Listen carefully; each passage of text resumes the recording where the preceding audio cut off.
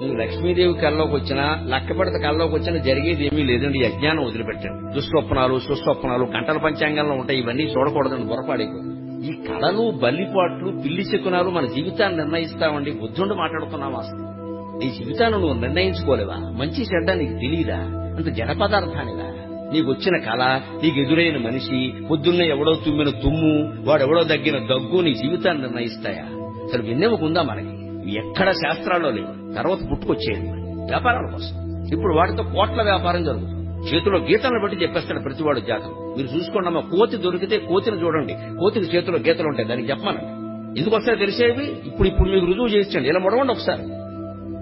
ఎక్కడ మీ చెయ్యి ముడుచుకుందో అక్కడే గీతలు ఉంటాయి, గమనించుకోండి. తల్లి కడుపులో శిశువు ఇలా ముడుచుకుని ఉంటాడండి.